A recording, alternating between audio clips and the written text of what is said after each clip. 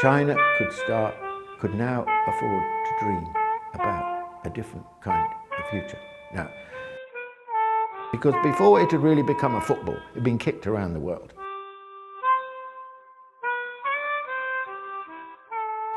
China has had the biggest economy of any country for something like 20 out of the last 22 centuries.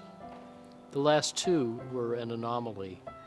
But around this time now, China is regaining its stature as the world's biggest economy, depending on how you count it. Even in the Tang dynasty, China made more iron and steel than all of Europe. This went on for 100 or 200 years. So China has been for a long time a mighty economy and industrial power. And I think the same hard work and sense of strategy that has made China a great nation and economy is now being focused on very worthy future directions of Chinese development that are inspiring many in other countries. Well, Chinese dream, I think, first of all, Chinese dream, you can interpret Chinese dream in different way. You can, well, in English, Chinese dream is easier, but you can say individual Chinese dream or China as a nation state. If a nation state becomes strong, well, individual will feel safer. Of course, you have a very strong national defense. Right? But if individual become rich, so the nation state will have a sound foundation.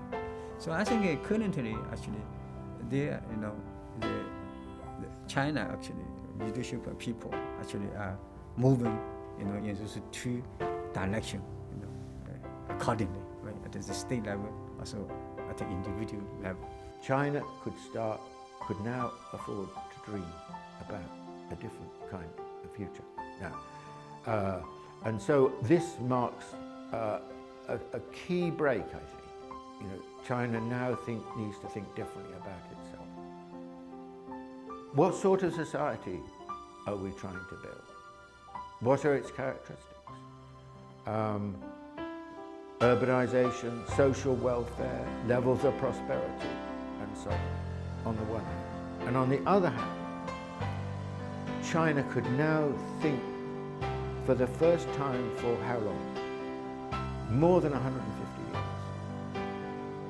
years, about its own place in the world, its own future. Because before it had really become a football, it had been kicked around the world.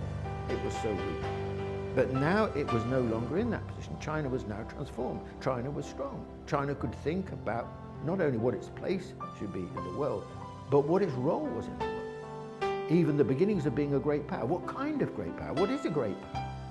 And all of these things have become possible. And Xi Jinping's notion of China dream is addressing this question.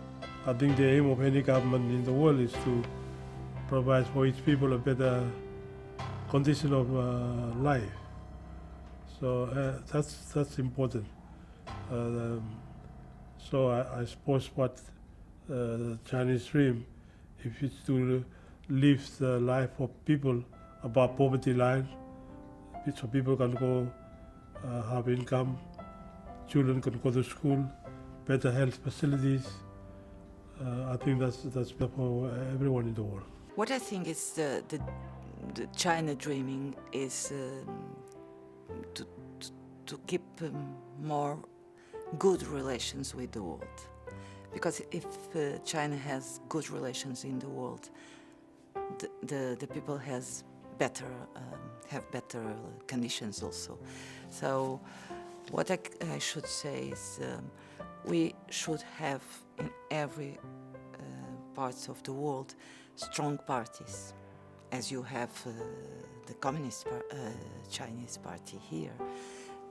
We should have strong parties with dream for their peoples and to have good governance. That's what we need, to have more conditions for the people. They need equal opportunities, good education, good health, good justice, and good social protection.